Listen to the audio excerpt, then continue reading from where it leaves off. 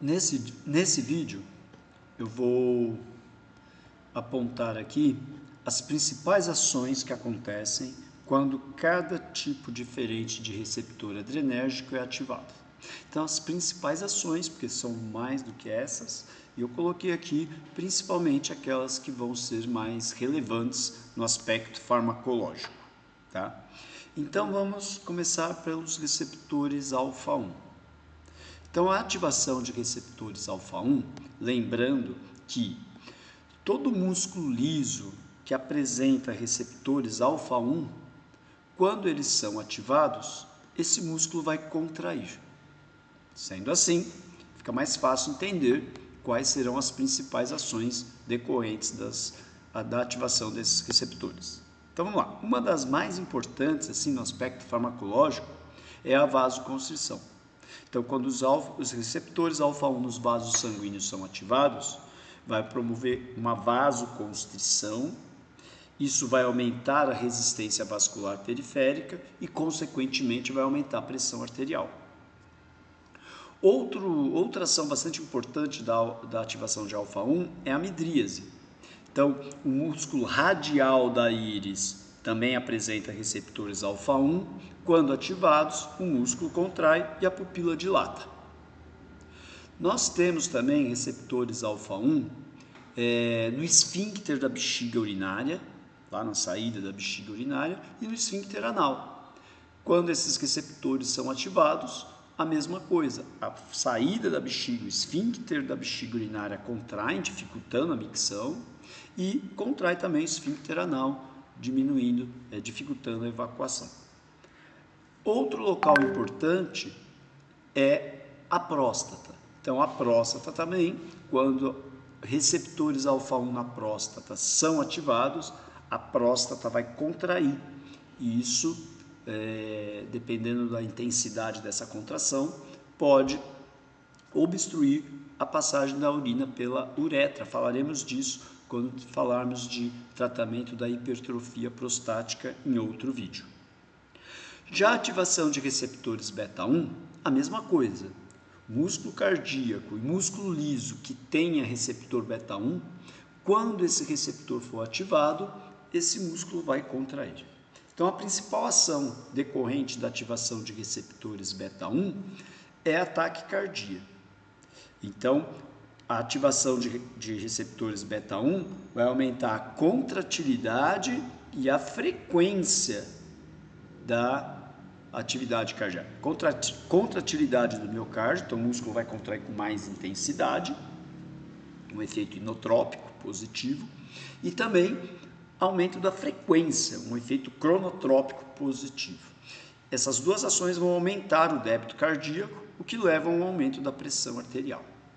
Mas existem duas outras ações muito importantes da ativação de receptores beta-1, que também envolve a ativação de receptores beta-2, já vou falar os dois aqui de uma vez. Então, quando receptores beta-1 e beta-2 no fígado são ativados, como já foi falado em outros vídeos, estimula a glicogenólise hepática. Então, faz com que o fígado transforme o glicogênio armazenado em glicose. Então, a ativação de beta-1 e beta-2 no fígado vai promover esse efeito. Aumenta a produção de glicose, que vai ser lançada na corrente sanguínea, então pode aumentar a glicemia. Outra ação decorrente da ativação de beta-1 e beta-2 nos rins.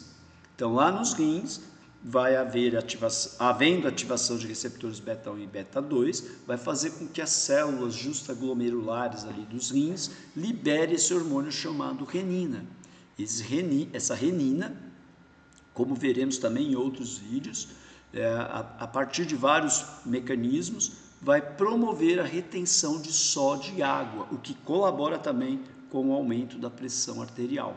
Então, você vê aí que os receptores tanto alfa quanto beta, tem uma participação muito importante no controle da pressão arterial. Bom, em relação aos receptores beta-2, os efeitos assim mais relevantes no aspecto farmacológico é que ele vai promover uma vasodilatação no músculo esquelético, nos vasos sanguíneos do músculo esquelético vão se dilatar.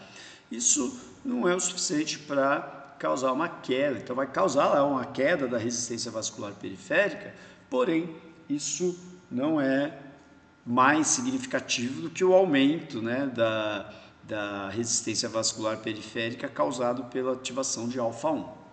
Tá? Mas uma ação muito importante da ativação de beta-2 é a broncodilatação. Essa ação tem uma importância clínica muito importante. Então, a ativação de receptores beta-2 promovem dilatação das vias respiratórias, dos brônquios principalmente. Da glicogenólise hepática nós já falamos, mas uma outra ação da ativação de beta-2 é que ele relaxa a musculatura lisa uterina. Então, é importante também deixar claro aqui que a ativação de receptores beta-2 em músculos lisos vai promover o relaxamento dessa musculatura. Tá? Então, por isso que o vaso sanguíneo lá dos músculos esqueléticos vão se dilatar, por isso que ocorre uma broncodilatação e também relaxamento da musculatura lisa do útero. O útero fica relaxado. Além disso, relaxa a musculatura lisa do intestino. Tá? Então, isso vai diminuir o peristaltismo. Então, o trajeto intestinal, o trânsito, né, intestinal vai ficar mais lento. E também relaxa o músculo detrusor da bexiga, aquele que forma o corpo da bexiga vai ficar relaxado. Tá? E como foi dito agora há pouco, né, como eu falei agora há pouco, a ativação de receptores beta-2 também colabora com o aumento da secreção de renina pelos rins. Em relação ainda aos receptores beta-1, no tecido adiposo tem um predomínio de receptores beta-1 e beta-3, que quando ativados estimulam a lipólise, a quebra de gordura.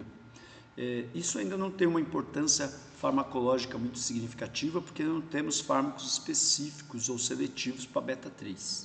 Tá? Em relação aos receptores alfa-2, nós temos aqui duas ações muito importantes, que eu vou comentar em conjunto aqui com 3 efeitos que alteram, que interferem, né, na glicemia. Então, a ativação de receptores alfa-2 no pâncreas inibe a liberação de insulina. Lembrando que a insulina é o hormônio que vai fazer com que a glicose que está na corrente sanguínea entre para as células. Então, a insulina, quando liberada, vai diminuir a glicemia. Então, a ativação de alfa-2 inibe a liberação de insulina. Então, a tendência é que a glicose permaneça no sangue. E olha só, a ativação de receptores beta-2 também no pâncreas aumenta a liberação de glucagon. O glucagon é um hormônio que vai estimular o fígado a liberar glicose. Então, olha, você tem aqui ativação de receptores no fígado, promovendo a glicogenólise. Você tem aumento do glucagon, que aumenta ainda mais essa produção de glicose pelo fígado. E a ativação de alfa-2, que diminui a insulina. Então, quando você ativa esses 3 receptores, a glicemia do paciente vai aumentar bastante, por esses 3 mecanismos. Tá? Então, agonistas desses receptores, como veremos mais adiante, pode causar uma hiperglicemia. Tá? Então, essas são as principais ações decorrentes da ativação de cada um desses receptores, e é importante saber isso. Por quê? As drogas que atuam no sistema simpático, que nós vamos discutir nos próximos vídeos, ou elas vão ativar esses receptores, os agonistas, ou elas vão impedir que esses receptores sejam ativados, ou diminuir a ativação desses receptores, que são os antagonistas.